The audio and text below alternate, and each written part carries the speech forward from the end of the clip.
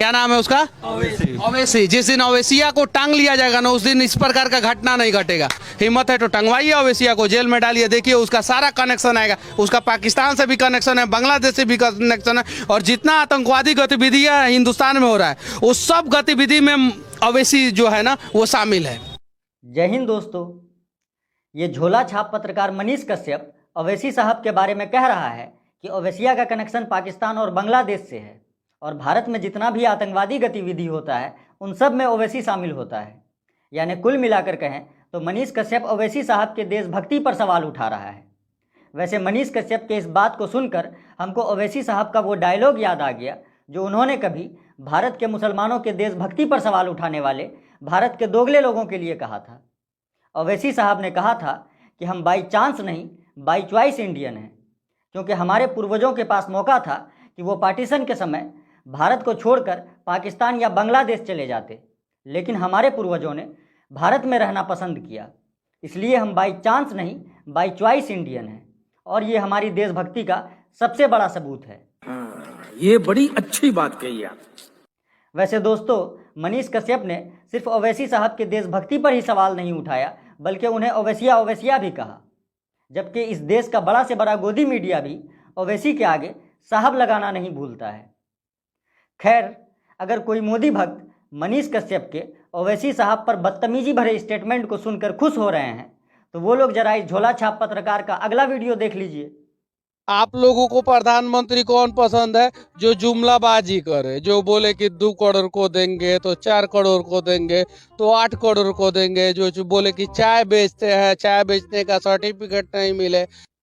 मनीष कश्यप मोदी भक्तों को ताना मारते हुए कह रहा है कि आप लोगों को प्रधानमंत्री कौन पसंद है? जो जुमलाबाजी करे, जो बोले कि 2 करोड़ नौकरी देंगे, 4 करोड़ नौकरी देंगे, इस तरह का झूठा वादा करे, जो बोले कि बचपन में चाय बेचते थे लेकिन उसके चाय बेचने का कोई सर्टिफिकेट नहीं मिले। यानी कुल मिलाकर कहें तो मनीष कश्यप के हिसाब से मोदी जी झूठे और जुमलेबाज हैं और ओवैसी साहब आतंकवादी हैं। तो ऐसे सिचुएशन में भारत का प्रधानमंत्री किस महान इंसान को होना चाहिए? अब जरा मनीष कश्यप से ये भी सुन लीजिए।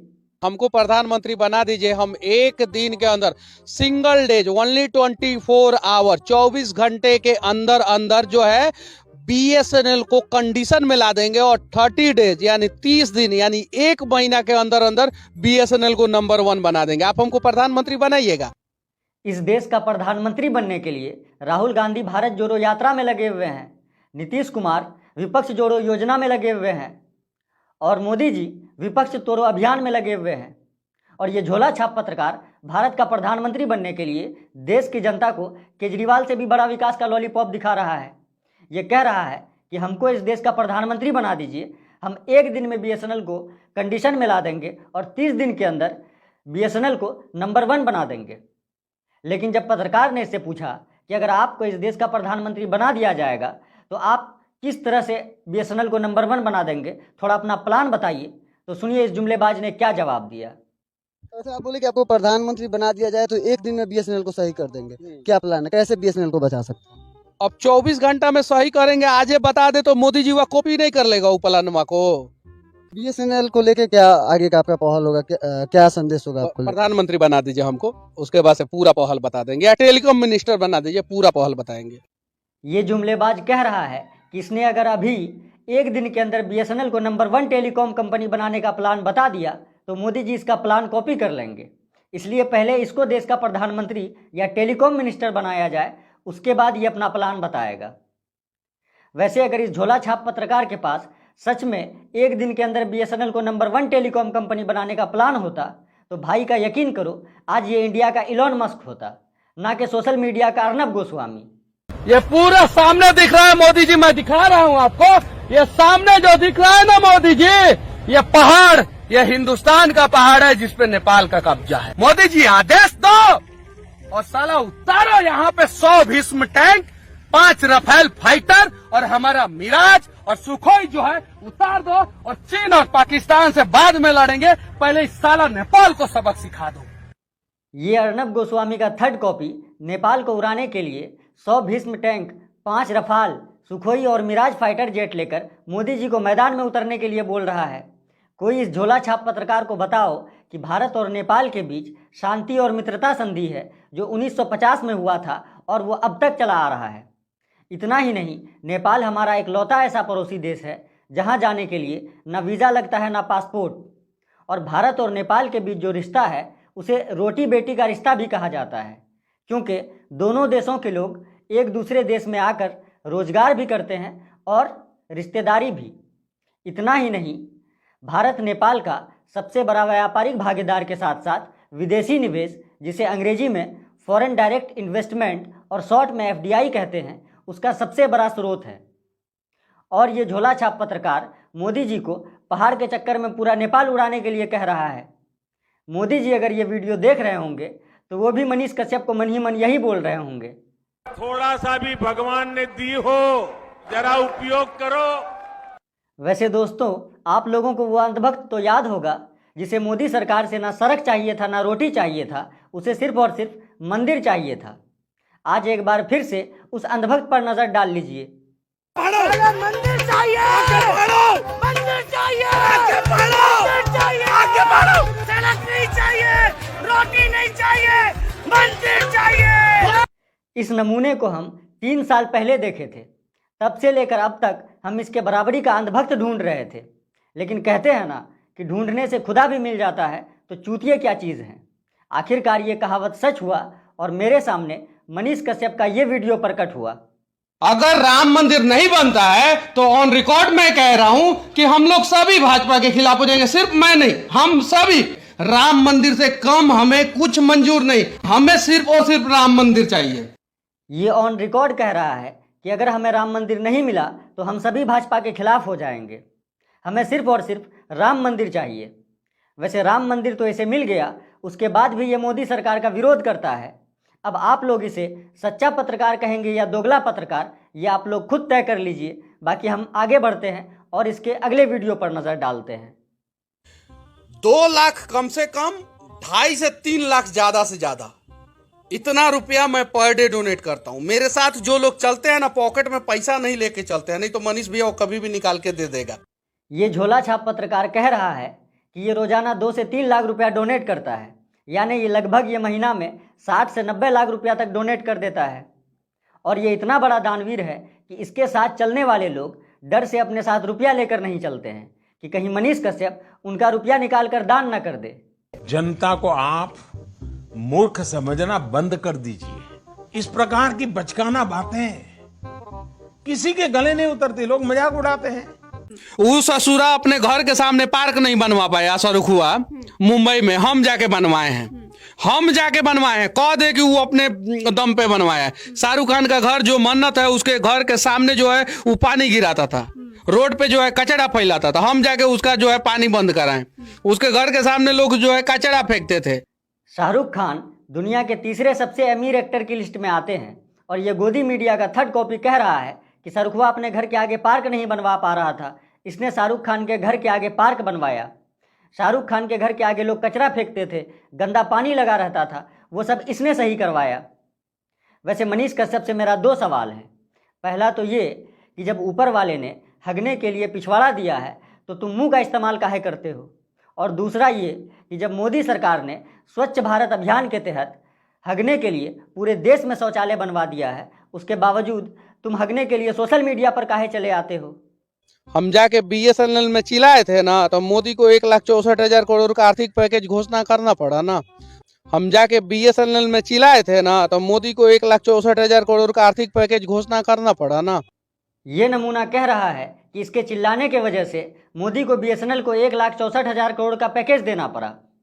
अगर इस देश का कोई बेरोजगार युवा ये वीडियो देख रहा है तो उससे मेरा रिक्वेस्ट है कि मनीष कश्यप आपको जहां भी मिले उसे पकड़कर उसके पिछवाड़े पर अच्छे से लाल मिर्च का पाउडर मल दीजिए, ताकि ये जोर जोर से रोजगार रोजगार चिल्लाए और इसके चिल्लाने के वजह से मोदी जी इस देश के बेरोजगार युवाओं को रोजगार दे दें।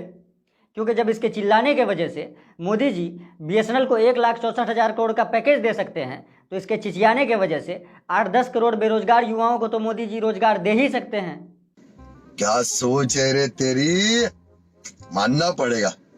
वैसे दोस्तों, मनीष कश्यप एक दिमागी बवासीर का मरीज है, ये तो आप लोग समझ गए होंगे। लेकिन जो लोग अब भी इसे एक महान पत्रकार समझ रहे हैं, वो लोग जरा इसका अगला वीडियो देख लीजिए। हम जवाहरलाल नेहरू को क्यों फॉलो करेंगे, हम सुभाष चंद्र बोस को फॉलो करेंगे, हम गांधी को क्यों फॉलो करेंगे, हम सरदार पटेल को फॉलो करेंगे, हम गांधी को क्यों फॉलो करेंगे, हम सरदार पटेल को फॉलो करेंगे। ये दिमागी बवासीर का मरीज कह रहा है कि हम गांधी को क्यों फॉलो करेंगे, हम सरदार पटेल को फॉलो करेंगे। देखो, भारत में सिर्फ वही लोग गांधी जी को फॉलो नहीं करते हैं जो नाथूराम गोडसे की नाजायज़ औलाद होते हैं। वैसे आप लोगों की जानकारी के लिए बता दें कि ये दिमागी बवासीर का मरीज मनीष कश्यप बिहार के चंपारण का रहने वाला है और गांधी जी ने भारत में अंग्रेजों के खिलाफ सबसे पहला आंदोलन चंपारण से ही शुरू किया था, जिसे चंपारण सत्याग्रह के नाम से जाना जाता है। और ये चंपारण का चूतिया कह रहा है कि हम गांधी जी को क्यों फॉलो करेंगे। वैसे ये गांधी जी को फॉलो करे या ना करे, लेकिन इसके बातों को सुनकर आज से बहुत से लोग इसे फॉलो करना जरूर बंद कर देंगे। अरे अमीर खान चूतिया है, वो शुरू से चूतियापा ही किया है और उसका चूतियापा उसके फिल्म पे अब भारी पड़ रहा है, उसका करियर खत्म। ये गोदी मीडिया का थर्ड कॉपी मनीष कश्यप बोल रहा है कि आमिर खान चूतिया है और उसने आज तक सिर्फ चूतियापा ही किया है, इसलिए अब उसका कैरियर खत्म। देखो, आमिर खान के कैरियर का तो पता नहीं, लेकिन मनीष कश्यप जिस प्रकार से और जिस रफ्तार से जहरीला पत्रकारिता कर रहा है, बहुत जल्दी इसके कैरियर का सत्यानाश जरूर हो जाएगा। वैसे कुछ दिन पहले आमिर खान का एक फिल्म आया था लाल सिंह चड्ढा के नाम से, जिसका मनीष कश्यप ने जमकर विरोध किया था, जो कि हम पिछले वीडियो में भी दिखा चुके हैं। वैसे उसी फिल्म का प्रमोशन भोजपुरी फिल्म की एक एक्ट्रेस अक्षरा सिंह ने किया था। इस बात पर मनीष कश्यप ने अक्षरा सिंह को क्या कुछ कहा था, जरा वो देख लीजिए। अक्षरा जी, अगर आपके अंदर औकात होता तो आमिर खान के फिल्म को हिट नहीं कराती, आप अपना फिल्म को हिट करा देती। आपका तो अभी ये कुछ दिन पहले फिल्म आया है ना, 5 को सिनेमा हॉल में नहीं लगा है और एक मल्टीप्लेक्स में पूरे हिंदुस्तान में नहीं लगा है आपका फिल्म। तो जिसका अपना औकात नहीं है वो दूसरे किसी का फिल्म हिट कराने के बात कर रहा है, जरा सोचिए, ये मूर्खता है नहीं है तो और क्या है। ये झोला छाप पत्रकार बोल रहा है कि अक्षरा सिंह में इतनी औकात नहीं है कि वो अपने दम पर अपना फिल्म हिट करवा सके और वो आमिर खान का फिल्म हिट करवाने की बात कर रही है। ये मूर्खता नहीं तो और क्या है। लेकिन जब वही अक्षरा सिंह इस झोला छाप पत्रकार के सामने आती है तो ये किस प्रकार से अक्षरा सिंह का चाटुकारिता शुरू कर देता है, अब जरा वो भी देख लीजिए। अभी हमारे साथ भोजपुरी इंडस्ट्री की शेरनी जिसे कहा जाता है वो हैं, नाम है इनका अक्षरा सिंह, जो किसी परिचय के मोहताज नहीं हैं। दोस्तों, हमने आज तक बहुत से चाटुकार पत्रकारों को देखा था, लेकिन मनीष कश्यप ने चाटने में सारे गोदी मीडिया का रिकॉर्ड तोड़ दिया। आपका फैन जो है हमें भी मेल करता है और मेल किस प्रकार का आता है उसको मैं पढ़ के आपको सुनाना चाहता हूं। प्यार और जिंदगी के संबंध में आपसे अनुरोध है कि मेरा शादी अक्षरा सिंह से करा दीजिए। सही है? आप हमारे हैं तो आप हमारा दर्द समझ सकते हैं, नहीं तो मैं आपके खिलाफ बहुत सारा वीडियो बनाऊंगा। आपका आवारा फैन विकास। मनीष कश्यप अक्षरा सिंह के सामने जिस आवारा फैन का मेल पड़ रहा है, दरअसल वो आवारा फैन कोई और नहीं बल्कि मनीष कश्यप ही है। ये बात हम दावे से कह सकते हैं।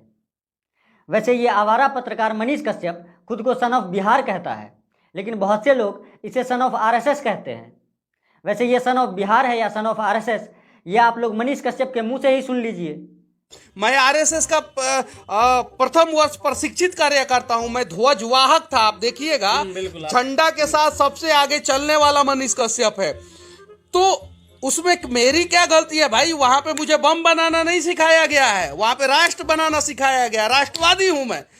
ये सोशल मीडिया का गोदी मीडिया मनीष कश्यप बोल रहा है कि हम आरएसएस का प्रथम वर्ष प्रशिक्षित कार्यकर्ता हैं और वहां हमको बम बनाना नहीं सिखाया गया है बल्कि राष्ट्र बनाना सिखाया गया है और हम राष्ट्रवादी हैं। वैसे मनीष कश्यप कितना बड़ा राष्ट्रवादी है, इसका अंदाज़ा आप इस बात से लगा सकते हैं कि अभी फ़िलहाल में इस पर कई सारा मुकदमा चल रहा है और ये कई बार जेल भी जा चुका है। इतना ही नहीं, द वायर की एक रिपोर्ट के मुताबिक मनीष कश्यप पटना के बुद्धा मार्ग स्थित लहासा मार्केट में कश्मीरी व्यापारियों से मारपीट करने, छीन छपाट करने और दंगा भड़काने का भी आरोपी है। 23 फरवरी 2019 को पटना पुलिस के विशेष टीम ने जब छापेमारी करके मनीष कश्यप और उनके 2 साथियों को गिरफ्तार किया था, तब मनीष कश्यप के मोबाइल से दंगा भड़काने का पूरा सबूत मिला था। और इस बारे में बिहार विधानसभा में एमएलए अजीत कुशवाहा द्वारा चर्चा भी हो चुका है। माननीय अध्यक्ष महोदय, पुलवामा आतंकी हमले के बाद कश्मीरी मेला पटना में 3 कश्मीरियों को मारने एवं दंगा भड़काने का आरोपी मनीष कश्यप को बिहार दिवस के अवसर पर विशेष सचिव गृह विभाग द्वारा सम्मानित करना बिहार का अपमान है। समान वापसी व दोषी अधिकारियों पर कार्रवाई की मांग करता हूं। दोस्तों, अब तो आप लोग समझ गए होंगे कि खुद को सन ऑफ बिहार कहने वाला मनीष कश्यप असल में कितना बड़ा दोगला पत्रकार है।